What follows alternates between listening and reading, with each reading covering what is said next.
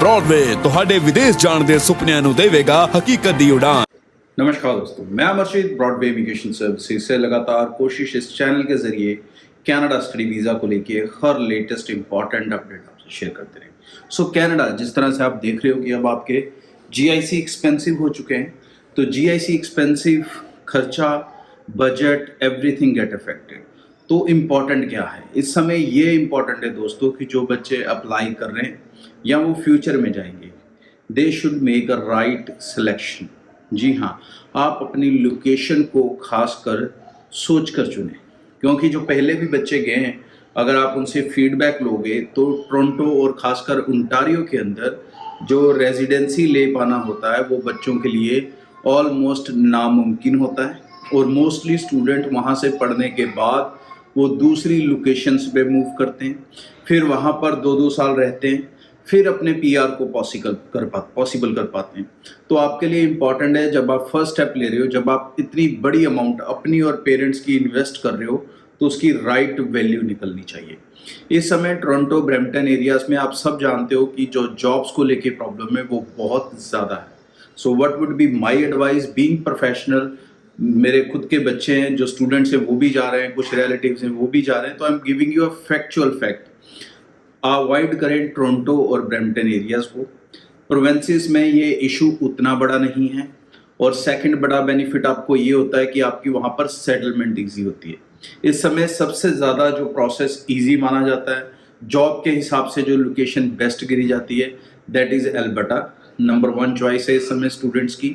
Secondly आप ले सकते हो मैनीटोबा को ले सकते हो, ठीक है। यहाँ पर भी जॉब्स को लेके आपको कोई इशू नहीं होगा। प्रिंस एडवर्ड जैसी जो लोकेशंस हैं वो आपको थोड़ी रिस्की लगती हैं हमेशा से, तो मैं वो नहीं कहता। स्केचवन आप ले सकते हो, रेजाइना खास करके। आप अगर फ्रेंच सीख सकते हो, then I also suggest you Quebec. Quebec में कोई प्रॉब्लम नहीं है। वो पहले कुछ इशू हुए थे प्राइवेट कॉलेजेस को लेके, बट अब ऐसा कुछ नहीं है।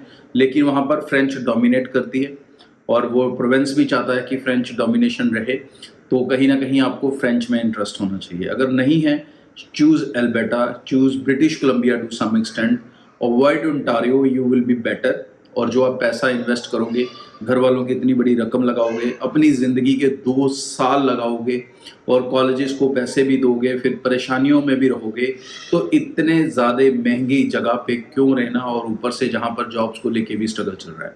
वाई नॉट उन जगहों पे लो जहाँ पर एकोमोडेशन भी कंपैरेटिवली सस्ती है, जहाँ पर जॉब अपॉर्चुनिटीज़ भी वहाँ से बेहतर है, और आप सेटलमेंट का प्रोसेस भी अपना ईजिली कर पाओगे। सो अपने कुछ डिसीजंस जो हैं वो सोच समझ कर लें। इस बेस पे डिसीजन लेने बंद कर दें कि मेरा दोस्त कहाँ है, मेरे मामा का लड़का कहाँ है, मेरे फूफे का लड़का कहाँ है। इन सब चीज़ों से आप ज़िंदगी में आगे नहीं बढ़ सकते हो। अपने डिसीजंस अपने दम पे लेना शुरू करो। और उन कंट्रीज़ के अंदर आपको ऐसी कोई प्रॉब्लम नहीं आती है कि आपको किसी रिलेटिव के सपोर्ट की ज़रूरत पड़ती है। अगर आप कॉन्फिडेंट हो, स्टूडेंट हो, जितनी बड़ी जीआईसी अमाउंट जा रही है, आपको एक पैसे की दिक्कत नहीं आ सकती। तो कम से कम जो अपने डिसीजंस ले रहे हो, कोर्स सिलेक्शंस ले रहे हो, कॉलेज सिलेक्शंस ले रहे हो, वो समझदारी से लो, ताकि आप सही डेस्टिनेशन पे भी जाएं और आगे भी अपने जीवन को ईजी कर सकें। आगे भी इस चैनल के साथ जुड़े रहें for latest important update. Thank you for it. So UK के अंदर प्रेजेंटली जैसे आप देख रहे हो कि रूल्स चेंज हो रहे हैं, और आने वाले समय में स्टूडेंट वीज़ा को छोड़ के बाकी सब कुछ अफेक्ट होगा। मतलब जो स्टूडेंट है उसको कहीं पर भी यूके कोई डिस्टर्बेंस नहीं दे रहा, उसे वो पूरा रास्ता दे रहा है कि वो आराम से अपनी यूनिवर्सिटीज़ में आए, विदाउट आइलेट्स आए, विद आइलेट्स आए, उसमें कोई चेंजेस नहीं है, कोई फंड्स को लेके चेंजेस नहीं है। उन्होंने जो रिस्ट्रिक्शंस लगाई हैं, जो रोक लगाई हैं, वो उन रास्तों पे लगाई हैं जो यूके में गलत तरीके की एंट्रीज को प्रोत्साहित करते थे। फॉर एग्जांपल स्पाउस वीज़ा, जिस पे बहुत सारे लोग जाने लगे थे, ना सिर्फ इंडिया से, सबसे बड़ी गिनती नाइजीरिया से थी, अफ्रीकन कंट्री से थी, फिर इंडिया से थी, पाकिस्तान से थी, बांग्लादेश से थी। तो इस चीज़ को रोका है, क्योंकि जितने लोग जेन्युइनली आने चाहिए उसके साथ बहुत सारे इमिग्रेंट्स आ रहे थे। दूसरा मिसयूज हो रहा था वर्क परमिट्स के रूट के थ्रू। अब वो जो वर्क परमिट्स का रूट है वो कईयों के लिए बेहतर होता था वहाँ पर जाने के बाद, और कईयों के लिए बहुत ज़्यादा बदतर। वो डिपेंड करता है कि वो कैसे प्रोसेस के थ्रू गए। इसमें बहुत सारी चीटिंग होती थी, बहुत सारे स्कैम होते थे, लोग लाखों रुपया लगाकर फिर वहाँ पर परेशानी में रहते थे। तो उस चीज़ को कहीं ना कहीं यूके ने स्टॉप किया है और इन सब स्टॉपेजेस का बेनिफिट जो है वो फाइनली स्टूडेंट को, क्योंकि जितना भी अब स्टूडेंट जाएगा या जितना स्टूडेंट ऑलरेडी पे वहाँ पे है या जितना और जाएगा, इन सब के लिए अब जॉब अपॉर्चुनिटीज और ज़्यादा बढ़ेगी। बिकॉज ना करते उन्होंने 1 साल के लाखों लोग गायब कर दिए हैं वहाँ से कि नए प्रोसेस के अंदर वो फिट नहीं हो पाएंगे। तकरीबन जो लास्ट ईयर गवर्नमेंट की फिगर थी वो 7 लाख इमिग्रेंट्स की थी, जिसको उनका टारगेट तकरीबन 3.5 लाख करने का था। और 3.5 लाख में जो प्योरली बचता वो सिर्फ स्टूडेंट बचता या जेन्युइन केयर वर्क बचता या नर्सिंग बचता या कुछ इंजीनियरिंग सेक्टर्स बचते। तो वो कहीं ना कहीं उस टारगेट की तरफ बहुत सही से बढ़ रहे हैं और यूके डेफिनेटली एक ऐसा डेस्टिनेशन बन रहा है धीरे धीरे कि जो वहाँ पर पहुँच रहे स्टूडेंट्स को, जो वहाँ पर जाके अपनी स्टडीज़ ख़त्म करेंगे, उनके लिए करियर अपॉर्चुनिटीज़ बहुत बड़े लेवल पे बनेंगी। सो मास्टर्स आप यूके में करते हो 1 साल की है, किसी भी और कंट्री में करते हो 2 साल की है। सेकेंडली यहाँ पर ऑस्ट्रेलिया की तरह जीटी के अंदर लोगों को पागल नहीं किया जाता, ठीक है नहीं, या वीज़ा के ऊपर कोई डाउट नहीं रहता। अगर आप कहाँ से रिसीव कर लेते हो, आप मानकर चलो अगर आपके डॉक्यूमेंट्स में प्रॉब्लम नहीं है कोई, तो इट्स 100% कन्फर्म्ड वीज़ा। सो चीज़ों को समझें, सही तरीके से अप्लाई करें।